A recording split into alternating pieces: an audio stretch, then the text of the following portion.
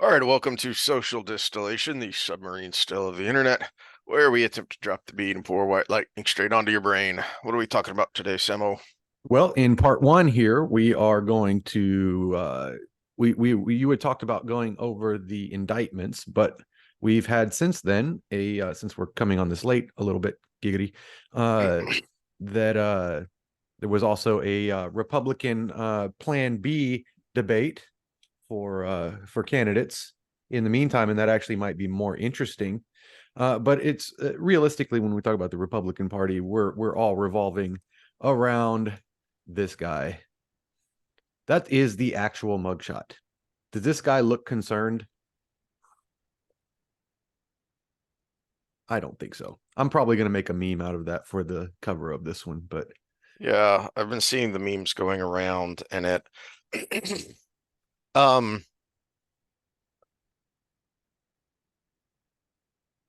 it annoys me, and the debate to me is wrapped up in this because he's fundraising off of this, as is to be expected.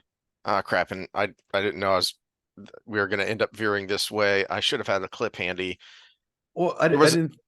That's exactly what I thought you wanted to talk about. Yeah. No, but this in particular, there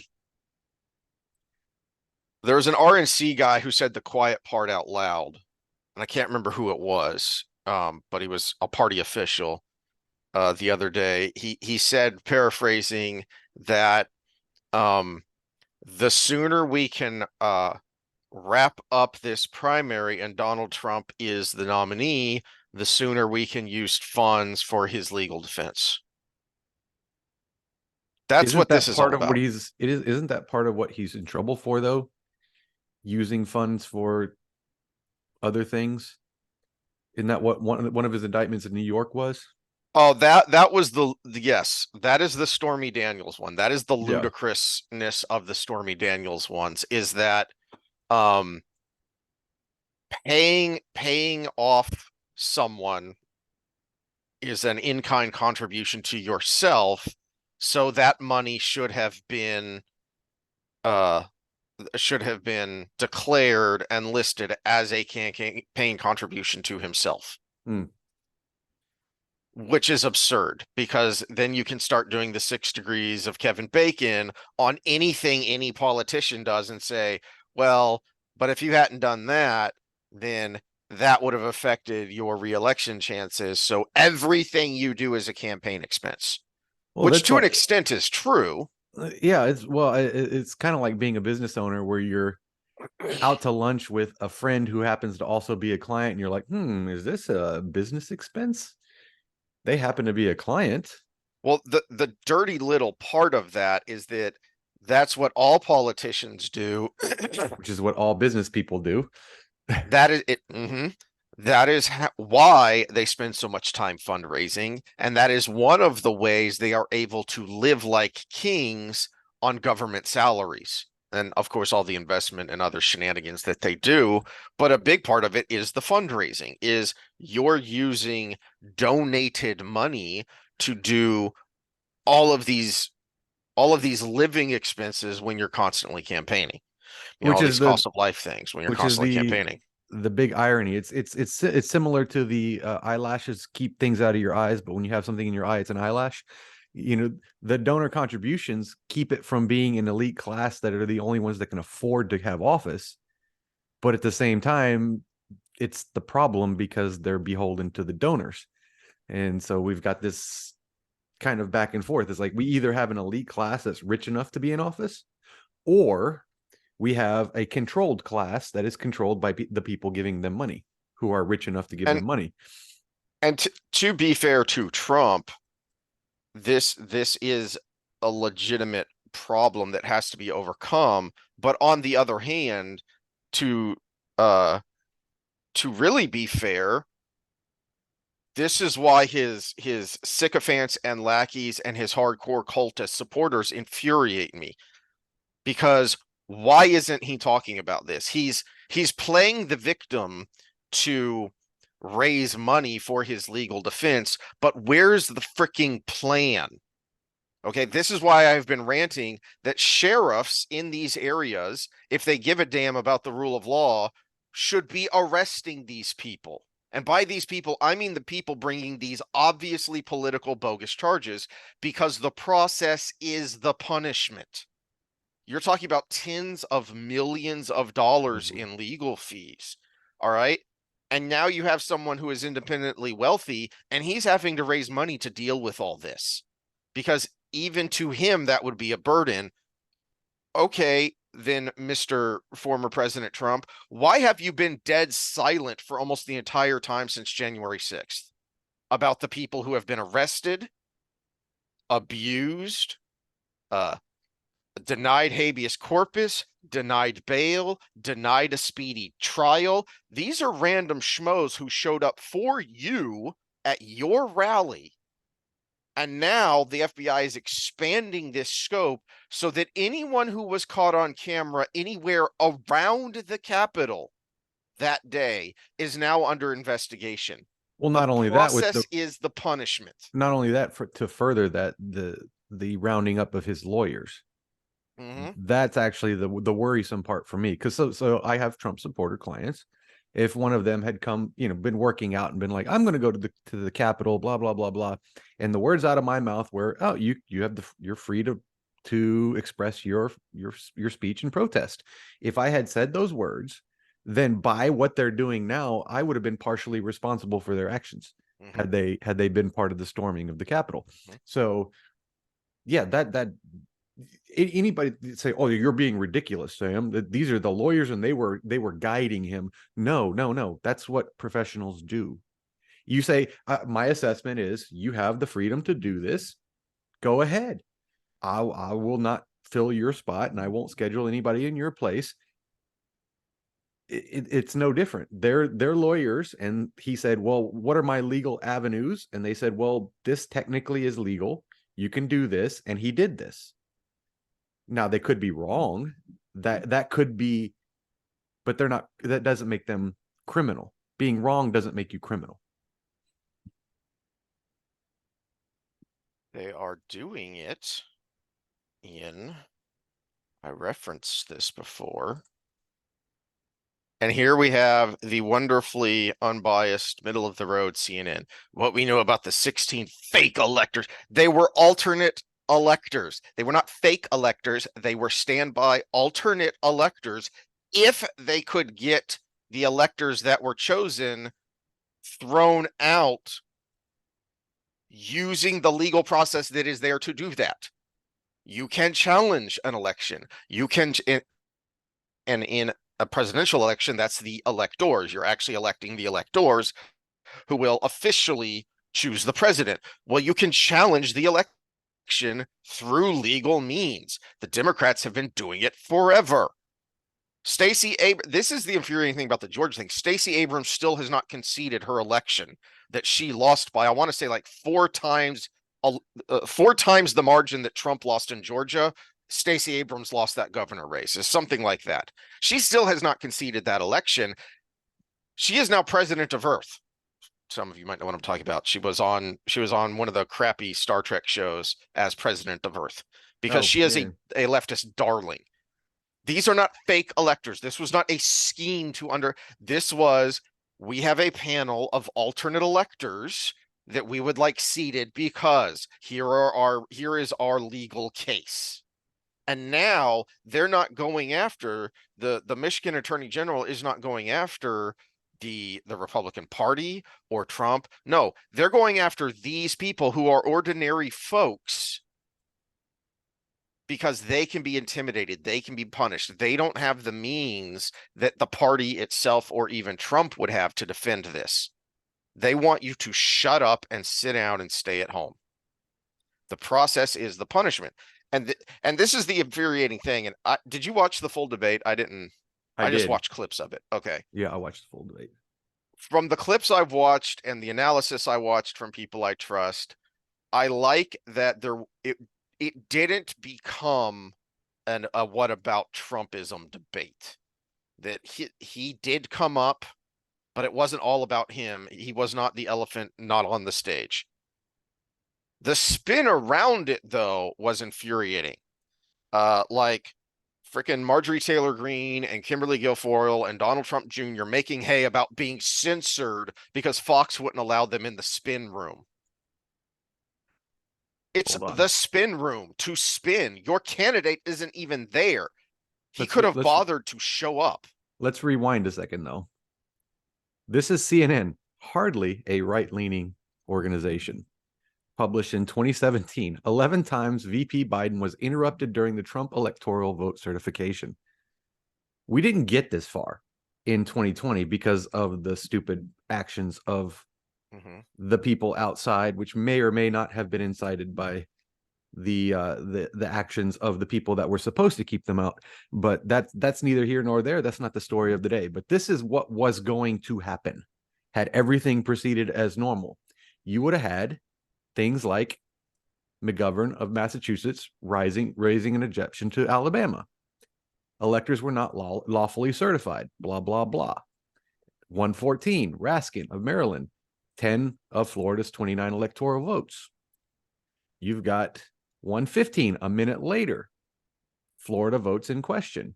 You've got another 6 minutes later, California brought up voting machines and Russia hacking as she objected to counting the Michigan votes. These are all things that happened on the exact same day 4 years earlier. This is exactly what was going to happen. And if some of those were legitimate, then those people you just brought up would have been the alternates to that. So, as we always say, do you not like the guy, or do you not like what you're told about the guy? Do you not like the process, or do you not like what you're being told right now about the process? This is not unprecedented. This happens every election, and it happened 11 times in 2017 when they were counting the votes for Trump versus Hillary Clinton. It's not new. And so here's my thing. Here's kind of my final answer to it all, and then we can talk about the nuances. So we're talking about Trump, and during the debate, you got a lot of, well, we can't defend this kind of behavior and stuff from your typical Chris Christie. Asa Hutchinson was also on that train.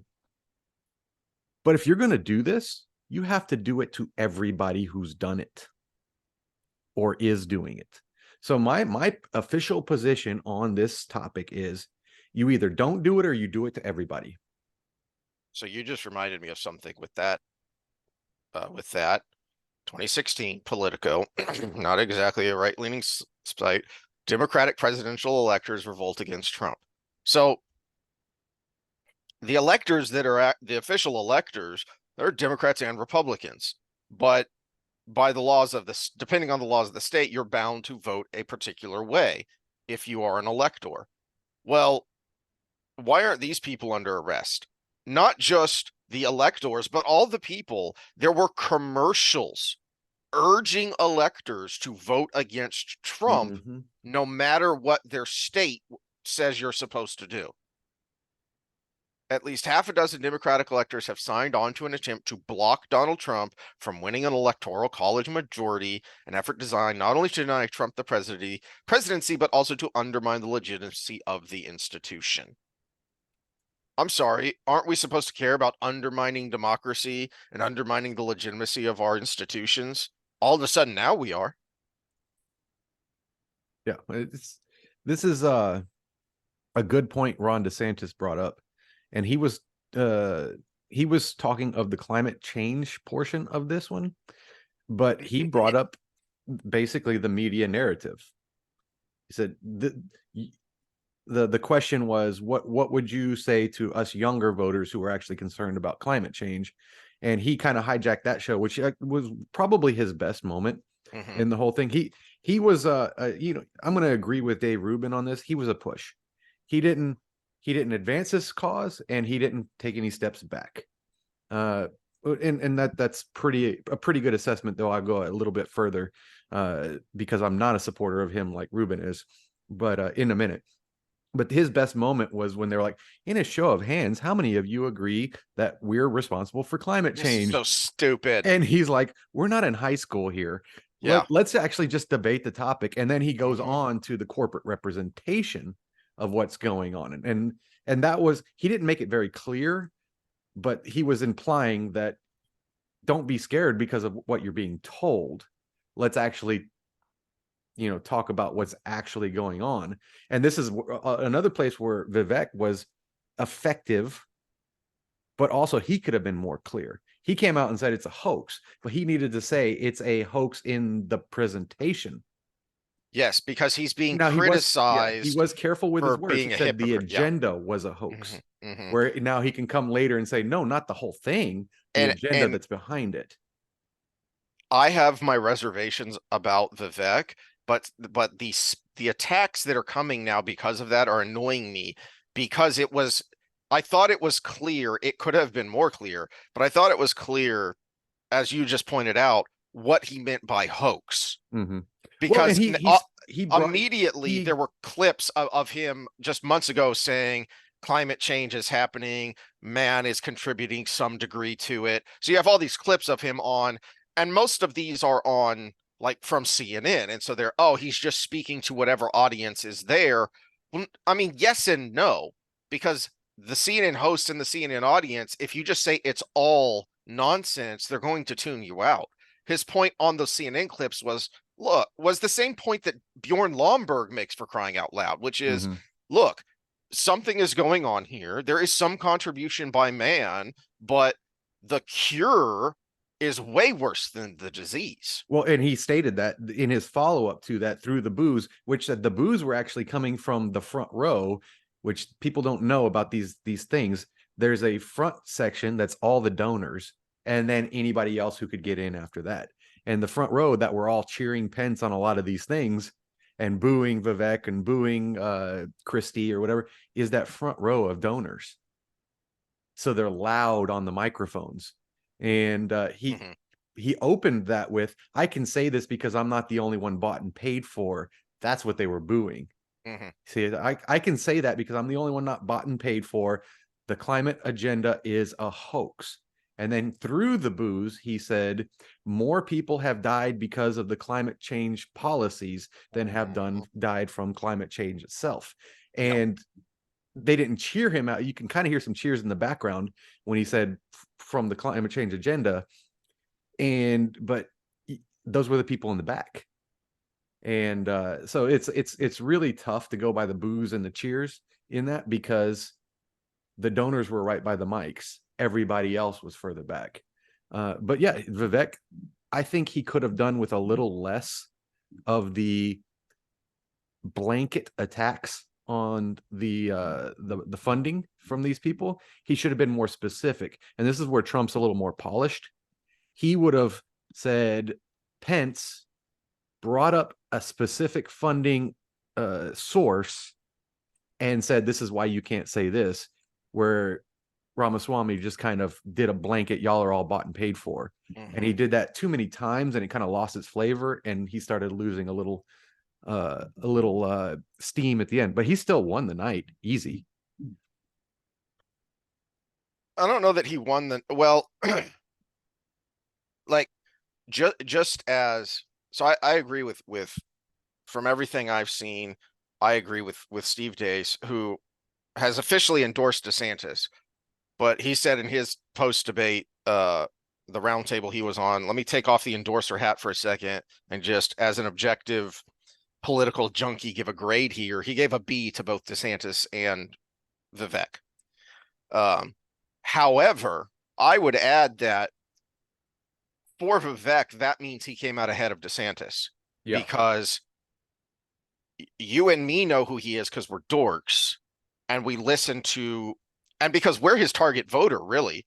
Because if you look at the platforms he's going on, you and I are kind of his target demographic.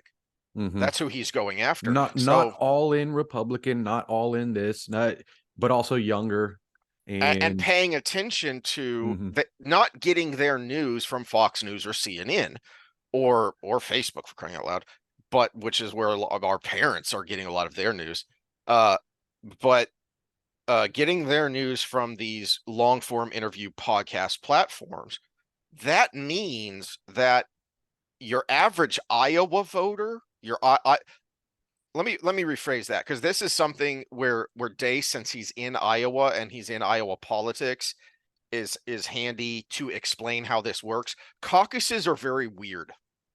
Okay, so it's, you shouldn't say Iowa voter. I should say caucus attendee, because this isn't a primary. So that's why the Iowa caucus is notoriously difficult to poll.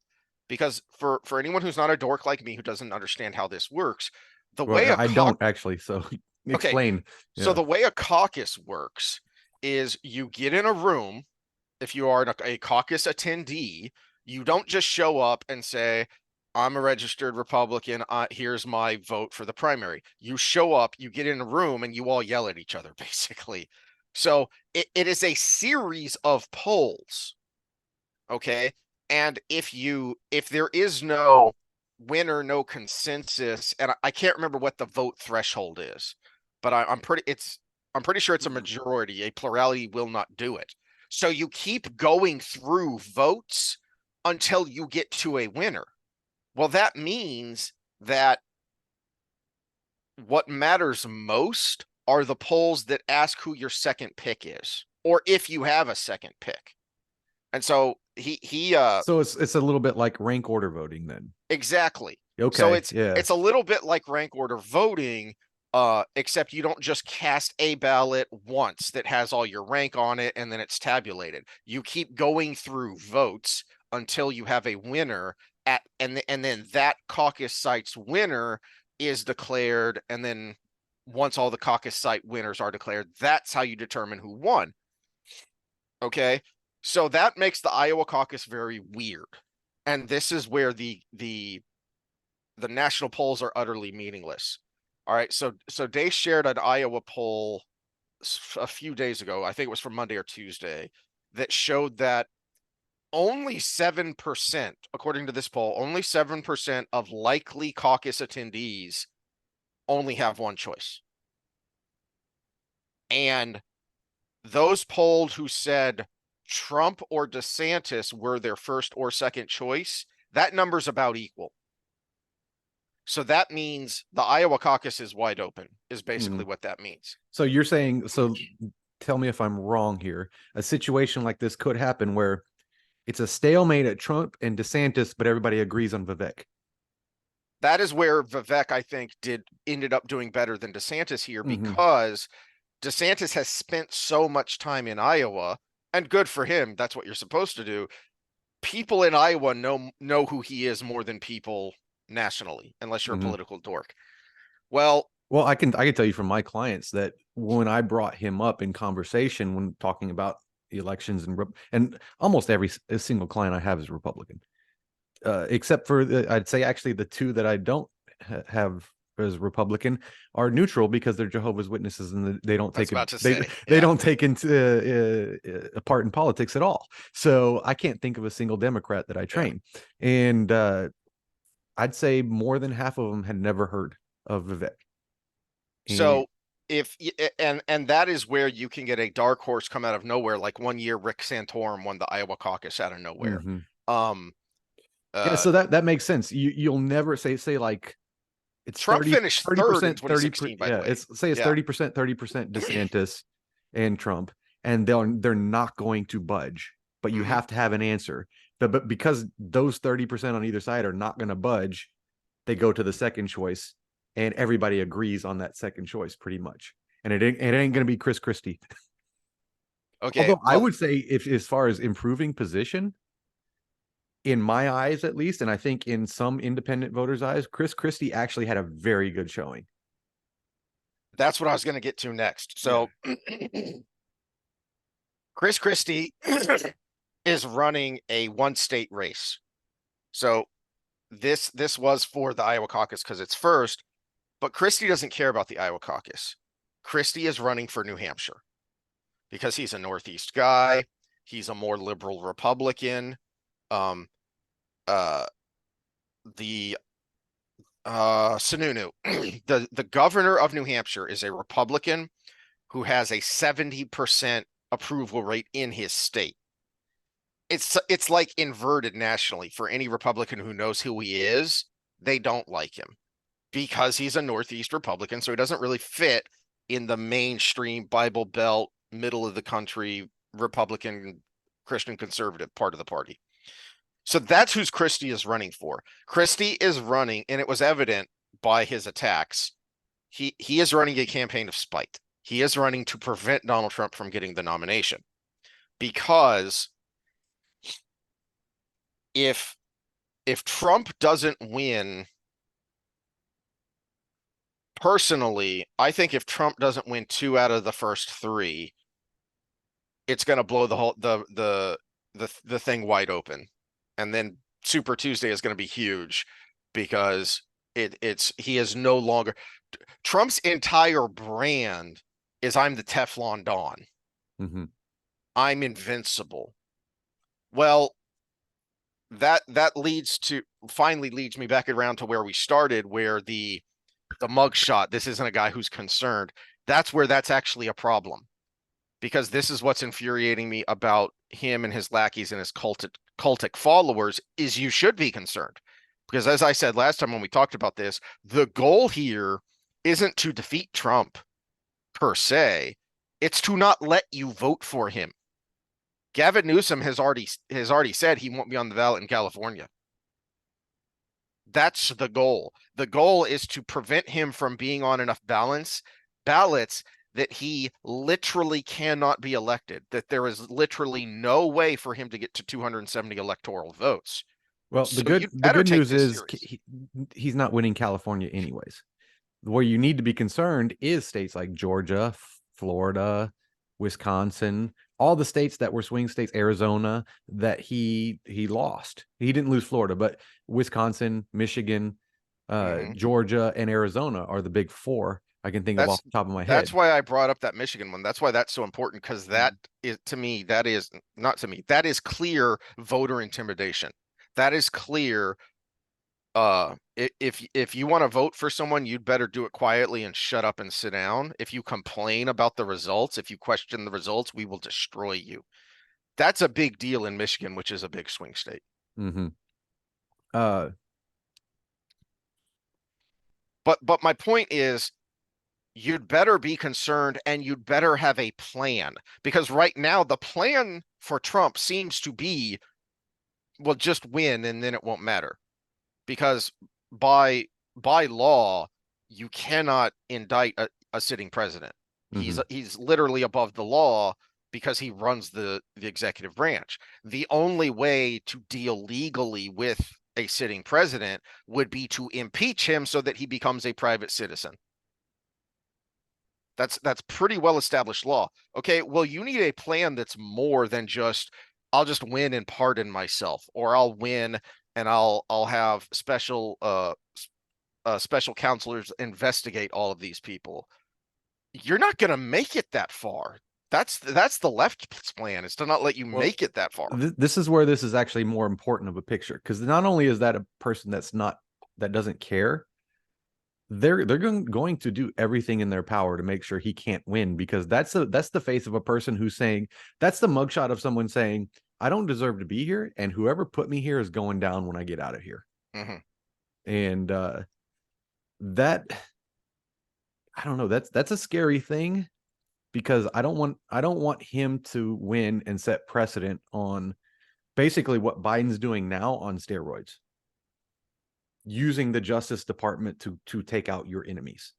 And if you watch his interviews from the late 80s, early 90s on business practices, that is the kind of person he is. Mm-hmm. And nobody should be surprised, because he openly says, I will come after my enemies because that's how I'm successful.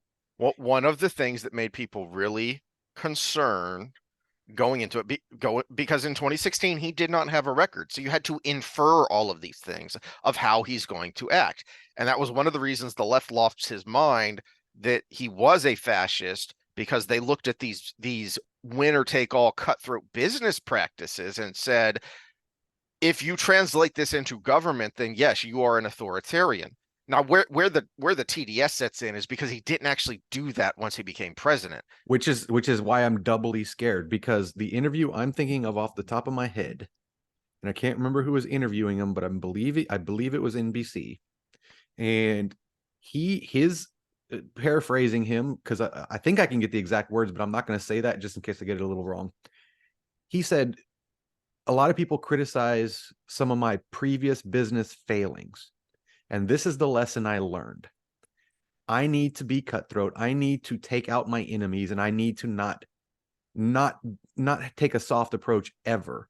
What And was once I the started doing that, business got better again, and that's where you see the success I have so now. And so when he became president, I think he slid back to the conservative approach, not a small c conservative, mhm. the not rocking the boat too much approach. And now he's relearned that exact same lesson in politics that he learned earlier in business. And like you said, the fear was he was going to take that approach to politics. And now the TDS people have created a situation where he is inclined to do so.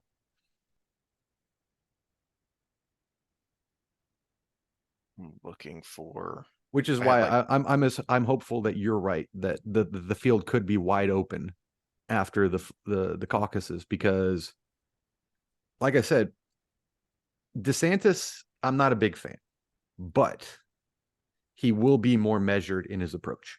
my my really own biggest, if not only, hang up with DeSantis is electability. And it's not Oh, and the whole personality things he doesn't come across. exactly. Okay, so did you actually watch his bits, like his opening argument or whatever? He's like doing this thing, he's giving his speech that's canned, and then at the end he goes, Yeah. I was Yeah. like, he So actually did that. He went, he's a lot like Cruz in that way that um Cruz Cruz's problem was he was so smart he came across as robotic because he's always thinking 7 steps ahead. DeSantis's problem is he's just robot. That's just his personality. He is just isn't, a smooth extrovert, like Vivek is, or like Trump is a bombastic extrovert. It's a different kind of salesman. Um, so that's really my only hang up with DeSantis. And then my hang up with Vivek is, well, he's got the electability, but I just don't know how much I trust him because he doesn't have a record. He doesn't have a political record. So he's saying all these great things, but DeSantis has actually done it. So that's where I put DeSantis ahead of Vivek. well, except there were, and this is where I don't trust DeSantis, because when the abortion question came up, Mhm. and who was it? One of the other ones said, you instituted a 6-week ban in your state. Are you Mhm. going to do that at a national level? And his answer, he skirted around the national question, but his answer was that he was mandated to do so because of his extreme landslide victory in Florida. The problem is, it was not an issue on the ballot in Florida. They were perfectly happy with their 15-week that they already had before. He took his election landslide to say anything I do is mandated. And I'm afraid he would do that on the national level as well. That if I win this big victory, then the people want what I stand for. And that's too complex for that. There's going to be a lot of people that vote for him on his COVID policy, on his economic policy, on his foreign policy, his foreign policy, but also not agree with him on a national abortion ban. Which he kind of flaked around that answer. Nikki Haley I thought was all of them had pretty crappy answers. Nikki Haley was pretty adamant. She was like, "This is what I want, but this is what's real." Hmm. And so she was probably the strongest on that one. And Vivek never got to answer that one. And I was actually disappointed, because I would love to know his answer on that. That's the one answer I haven't heard from him yet. But yeah, everybody The tried to skirt around it. Pence, no, except for Pence and Haley. And to give them credit, I don't agree with Pence, but at least he took a stand on that. Yeah. And that this is when it really started to get heated, because then the next thing was Ukraine after that. and Haley and Vivek were. I Um, mean, she was right next to him. She was pointing in his face with her finger like that. And mhm. she actually, that's when I had sent you the text that she was doing well right before that happened, and then she kind of imploded after that. She showed her, we'll say, her funding at that point, because to have that strong of a stand on something that's kind of controversial, it shows where you really stand. Um, I didn't really like any of the answers on abortion that I heard, in large part because You didn't even like Pence's. Pence's answer to me was solid, but it wasn't it was a B minus. It Mm-hmm. could have been better. It should have been better. And what I think Pence did is the reason his answer was the best, because he did the best of walking the line between the Christian conservative Republican primary voter and what all the consultants are saying about abortion. Because I disagree that overturning Roe v. Wade is why there was no red wave. Okay, there were lots more issues than that. But It was a major contributor though. it was a contributor because of it boosted uh uh unmarried white women votes. Which, okay, so let me make a note because we need to talk about that. If you really look at the history of the last 20, 30, 40 years, the white suburban female is the swing vote. So um it boosted that. It boosted that turnout, but there were still lots of other issues there, which is why being afraid of the overturning of Roe v. Wade, I think, is a mistake rather than um for lack of a better word, spinning it better. So he gave the best. I don't want to alienate the white suburban women, but I also need to give a strong answer for the Republican primary voters. The Let me lack pause of this real quick. Sorry. Okay. I gotta lock the dogs in. The pool people are coming. Sorry about the hiccup there. Had to lock the dogs inside because the pool people are coming, which I kind of want to fire, but all things pool related are my wife's job because she wanted the pool. And pools are like boats. You don't want them. You want people that you want to have friends that have them. And Yeah. pools are a pain in the ass. Yeah. I heard a joke the other day, which is it's a little misogynistic, but it's funny. It's like, what's the difference between a pool or what do a pool and a wife have in common? For the amount of money you put into them is disproportional to the amount of time you're in them.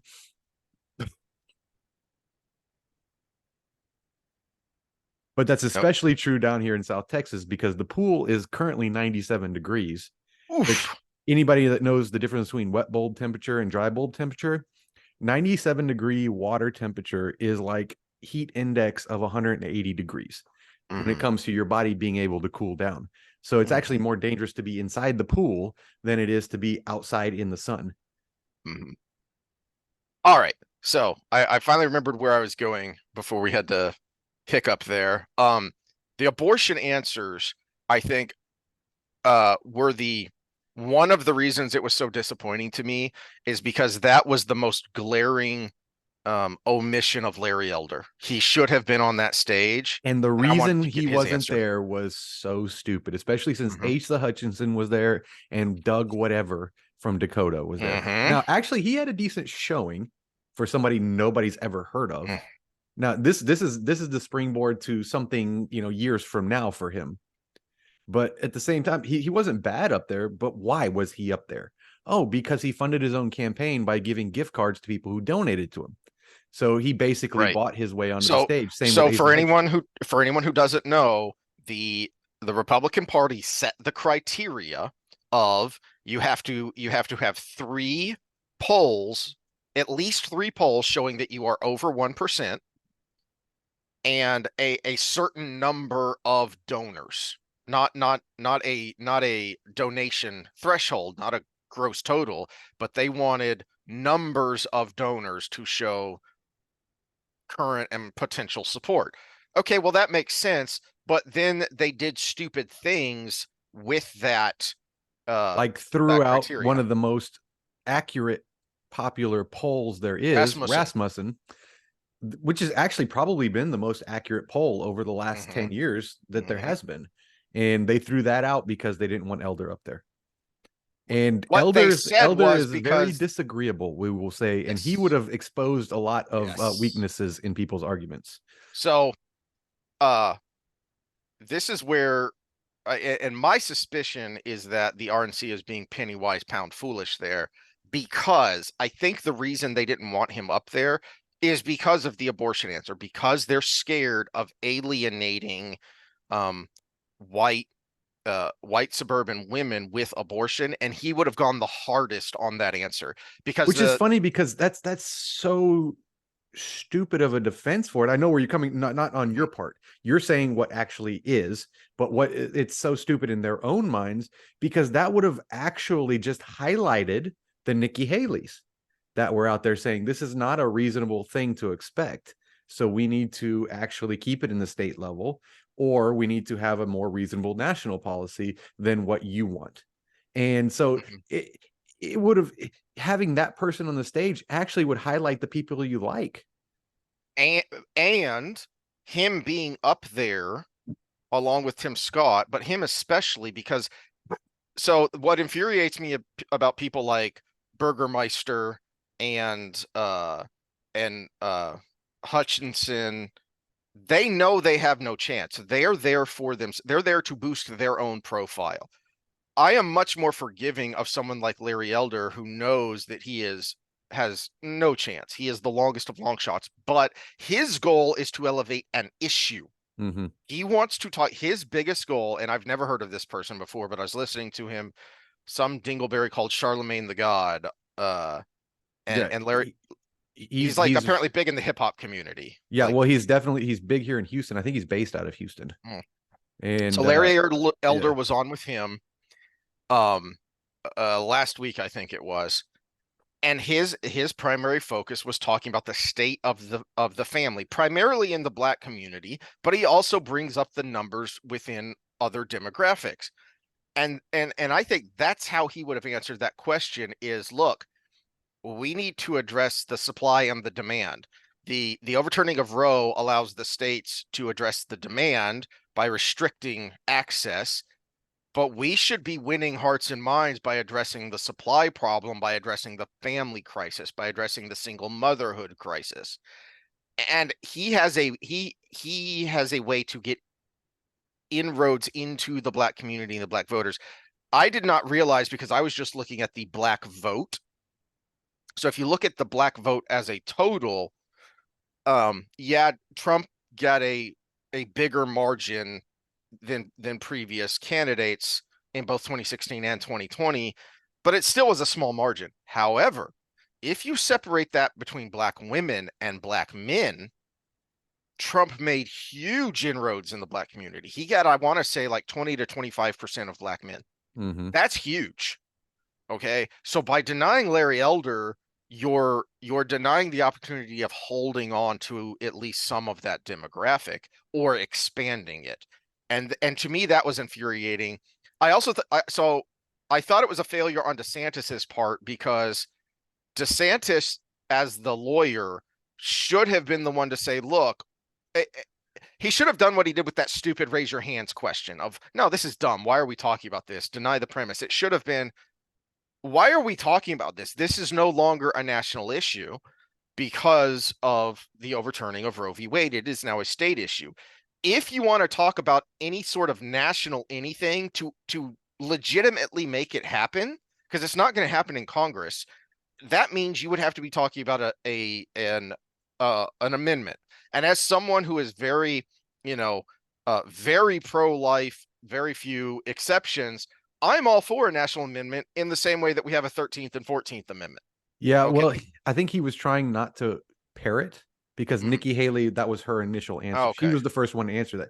She said, "Look, this is where I stand, but this is what's realistic, and we're not going to get an amendment style agreement on a 6-week ban or whatever."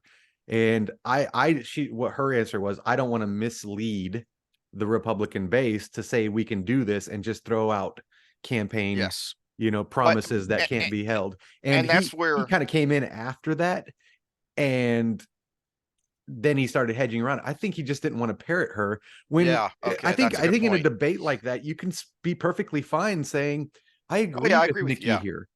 I yeah. agree with her here. This is not something we disagree on.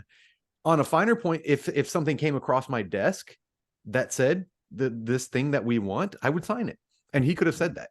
You know? So I think the best example of that was the answer on education, because this is where I get really annoyed with Vivek, because this isn't necessarily a criticism, but Vivek has acted more like a Trump surrogate in this race than he has his own candidate. And I think that was especially on brand with his comment about Trump being the best candidate or being the best president in his lifetime. Well, then why are you running? And I think that's going to open him up for that attack of why are you here?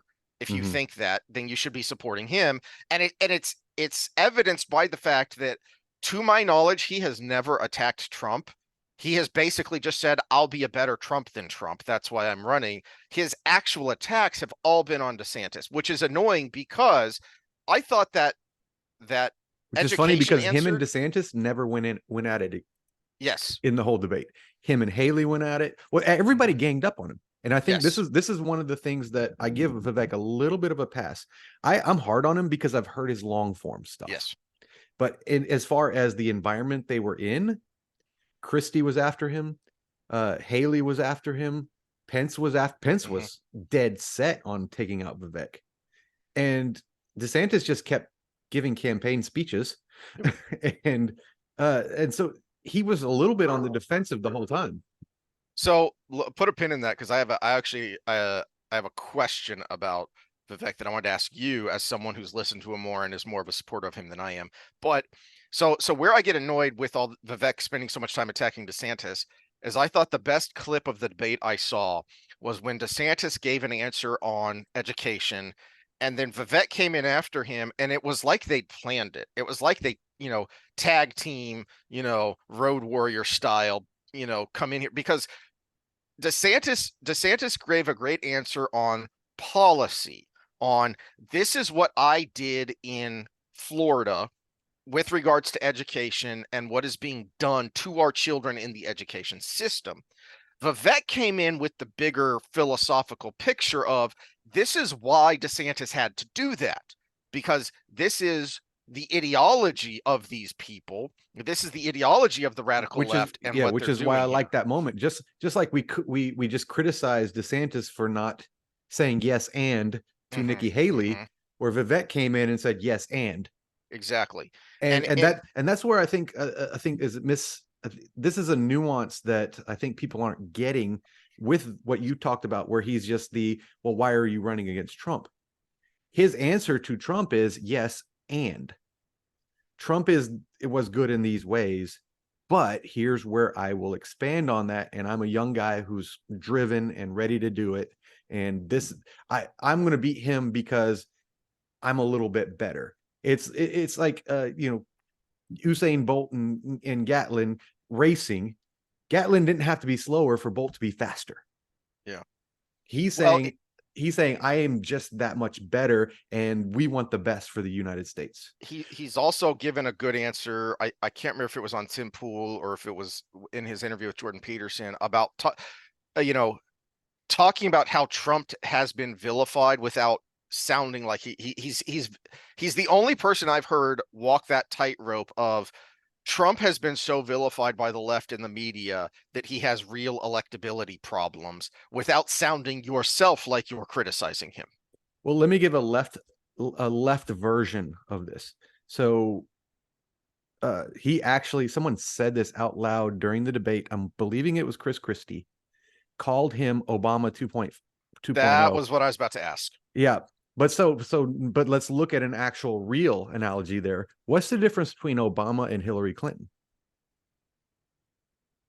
Charisma. Obama was unifying, even though he had bad agendas in both of our opinions, where the exact same policies were divisive under Hillary Clinton. Vivek is pretty much the same policy wise as Trump, but he's a unifying voice in the matter. So yes, So, it is a good comparison, but it's with your own policies. So it's not a good insult. It is a good comparison, not a good insult. Because, well, I so guess here's it where, is from Christie because he doesn't like Trump. But if you're all a right, Trump but supporter, let me give you the conservative interpretation of that attack, though, because I think it's a much more effective attack, and that's why I was going to ask you about it. Because what well, if you, the essence of the attack is that he's all charisma and no no, no, substance. no, but No, it's deeper than that, and this is what the spin has been, which is why I think this was a big part of Christie's point. It's not just that he's not saying he's an empty suit. He's saying he's a blank canvas. Because one of the problems with Obama was that he was a blank canvas, so he could spew all these great sounding lines, and almost immediately after the debate there were all these clips on Twitter showing how Vivek's, I think it was his closing statement, was basically parroting uh, Obama's 2016 Democratic Convention speech. Um, so the where Obama was dangerous is because if you were actually paying attention, he did have a record. You just weren't allowed to talk about it, and it was with his associations because he himself had not done and not necessarily said all these radical things that showed you that, oh no, he is the harbinger of the current woke movement. That's what the attack on Vivek was you're just a blank canvas that people are imprinting their own thoughts and ideas on. We don't actually know who you are and what you're going to do once you get in office. that's where the long form stuff comes in, because if you actually listen to 3 hours of him talking, you would know who he is, or read his 2 books, you would kind of know what he thinks on these certain things. And one of the criticisms, and this was a criticism from someone on the left, it was Crystal from Crystal and Sagar. Her thing was, oh, he's backed by all these billionaires himself. And her same criticism from her for RFK. There's a reason for that. There are Fortune 500 companies that want to get out of the shadow of ESG. And when you look at that whole criticism becomes a compliment. Yes. And so yes, if you listen to long form, if you really dig in, you actually know the answer to the thing you said. And the problem is a lot of the conservative sources are just as bad as the far left sources when they're talking about someone like that, because the sources are backed by the same donors that hate him. I think it was the most effective attack against him because of the No, baggage it's it brings effective. with I Republican agree with you donors. Yeah. that is. I told you Christie had a great night. He was equal parts charismatic and aggressive. Now he got a few boos, and rightfully so. But at the same time, he made a good showing. It Trump just got occurred boos. to me that that's why he was attacking Vivek so much, because Trump wasn't there, and Vivek is a Trump surrogate. Now, not Mm-hmm. there are weirdo conspiracy theories out there that he's literally a surrogate, like Trump told him get in the race to knock out DeSantis. I think that's silly. There are some disconcerting reports, uh, anonymous, mind you, that he told people, "I'm going to get in the race to knock out DeSantis to clear the path for Trump."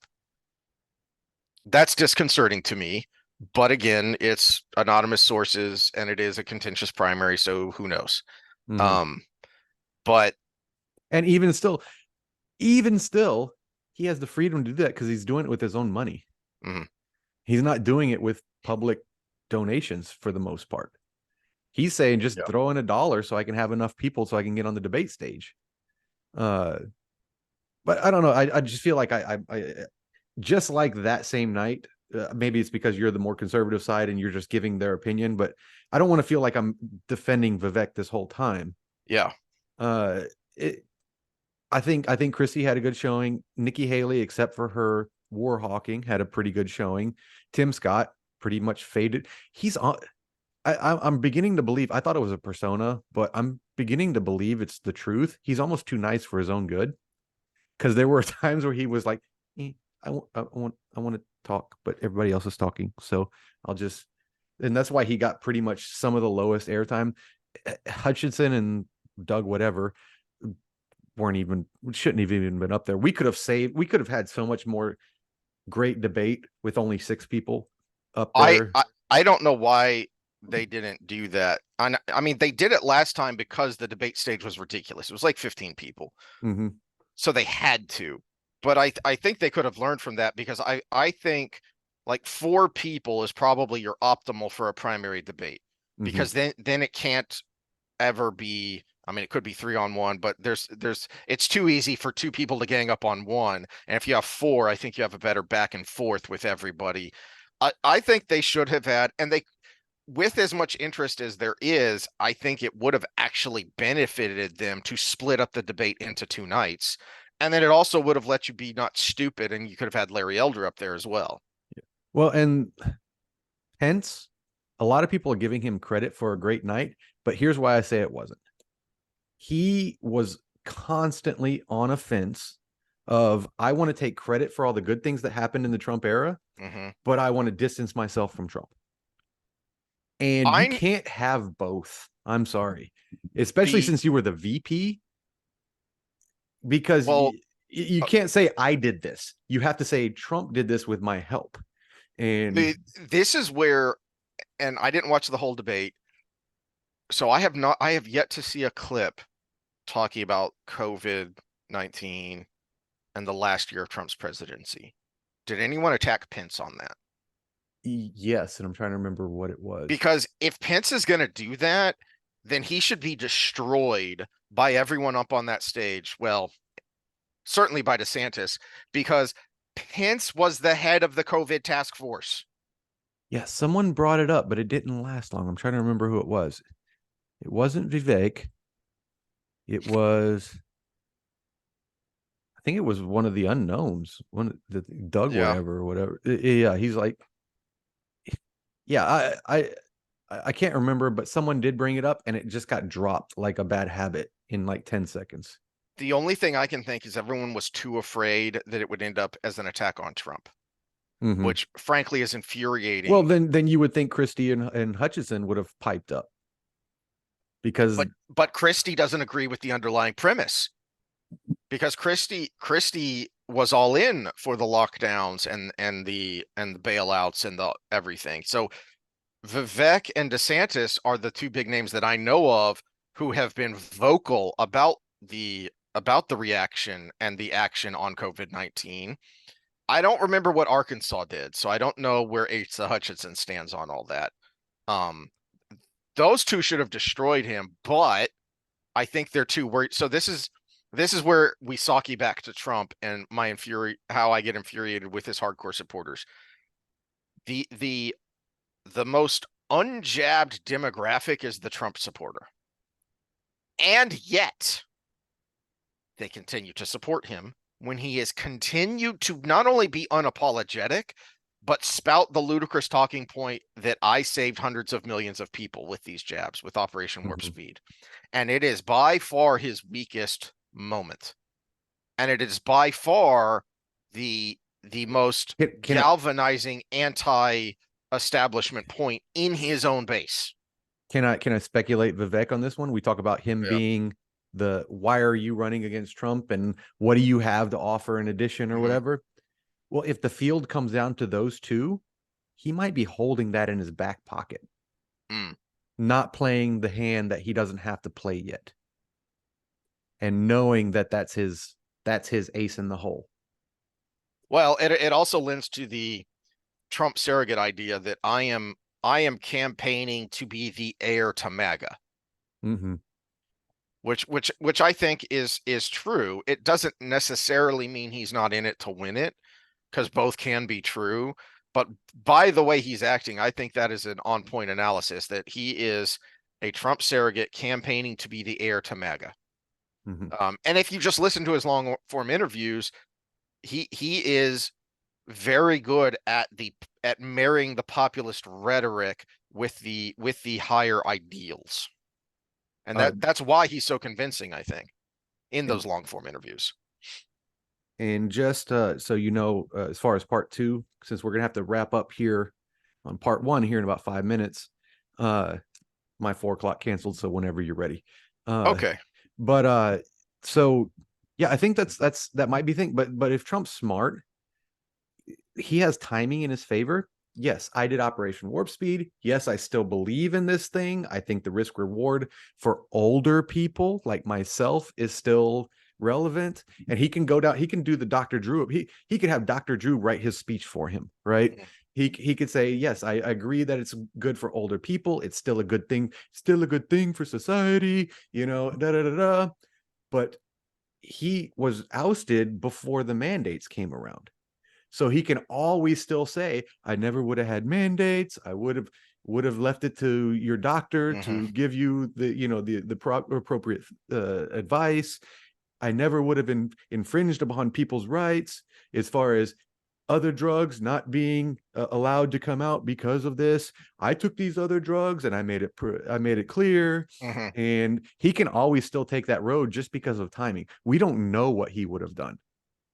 And truthfully, I still think he would that would actually be an honest answer from him, because he's not a mandate person. He doesn't need pharma money himself. So this Saki's back to where I started, and my beef with Trump and his supporters is okay, but this is what you get when you, I don't know if you've seen this or not. This is what you get with Trump. This is what you get when you throw your support behind someone who does not have an underlying ideology. Winning is not an ideology. Okay. And so this, I think, is one of the most effective attacks on Trump that I've seen. And this comes from a pro DeSantis super PAC that has put together these clips of Trump in the campaign, egging on the crowd with the lock her up, and then what he said after he got elected. They're criminals. I am going to instruct my Attorney General to get a special prosecutor to look into your situation. All right.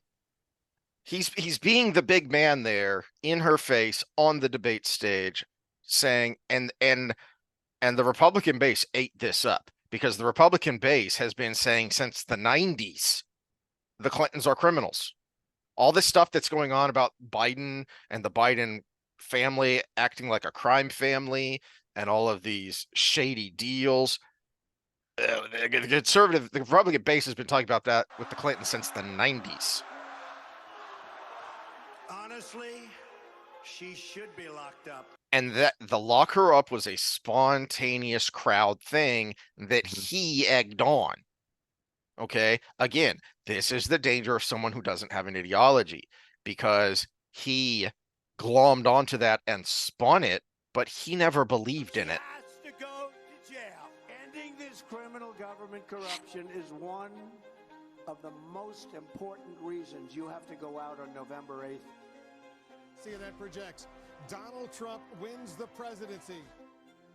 2 weeks later. Begin with breaking news. The president-elect will not pursue any investigations into Hillary Clinton. They're good people. I don't want to hurt them. Quote, I don't want to hurt the Clintons. I really don't.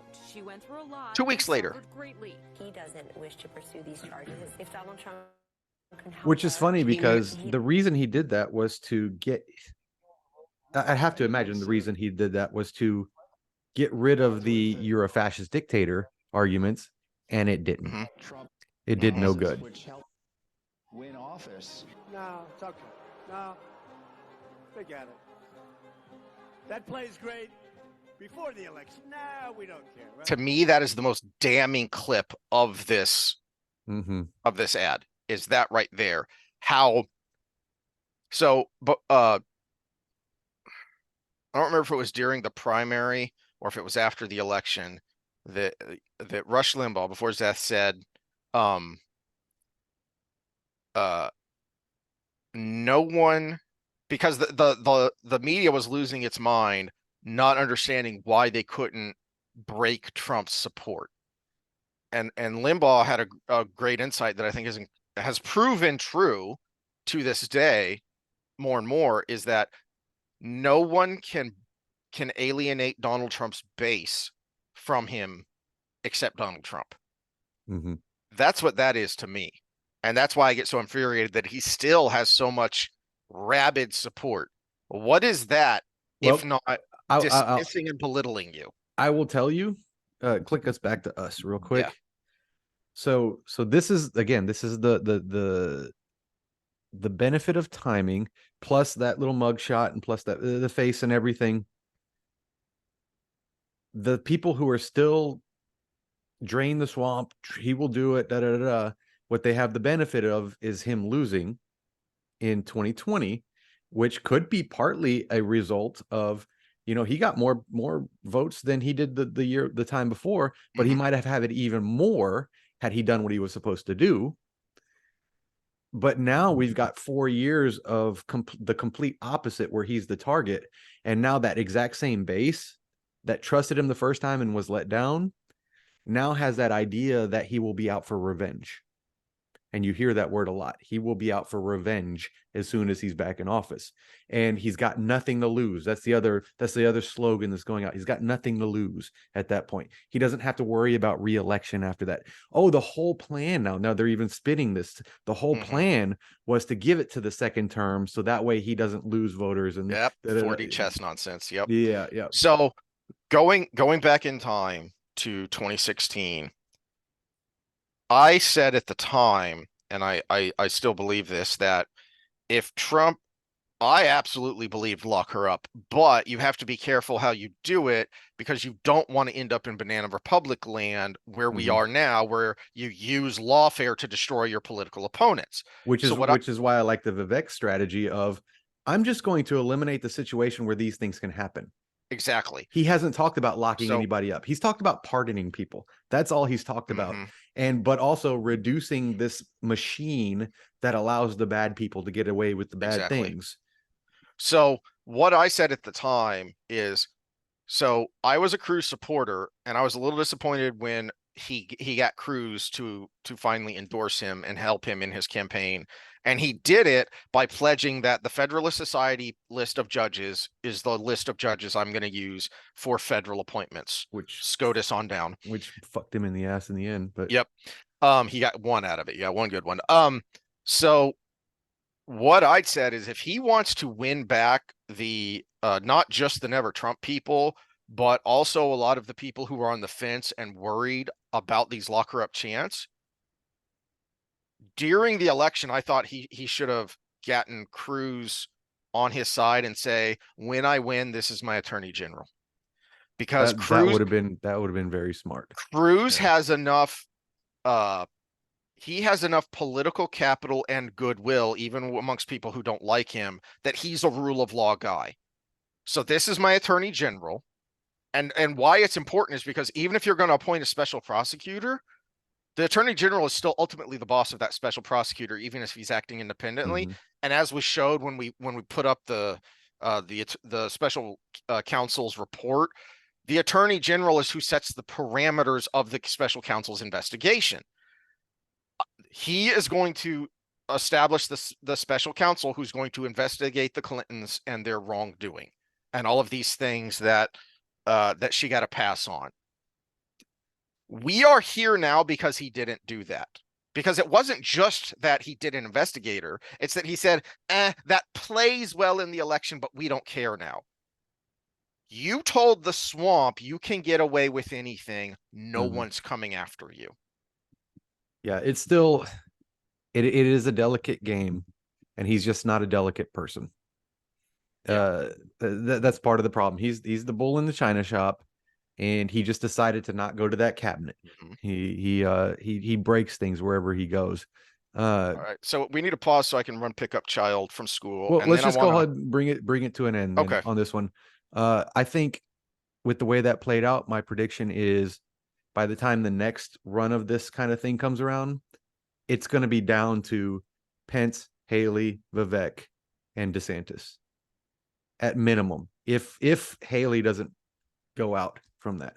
But yeah, Hutchinson, Christie, and Doug, whatever, are done. And Tim Scott, I think, is going to have to bow out. He he didn't do anything to push himself forward. The donor class is going to give up on him. At He's some got point. enough money, he can stick around until South Carolina, because that's number 3. And that's what he's doing, is he has enough money to stick around until South Carolina. And if he wins South Carolina, then we'll see what happens. Yeah, and I would like to get it down to where it's basically a 3-man race with Trump, DeSantis, and Vivek, and then that would force Trump to actually have to engage when it gets to that point. Yeah. Well, we'll see what happens. All right, if you want to stop it there, that's probably just as well before we ramble on too long, and then we will get to some winter's hearting.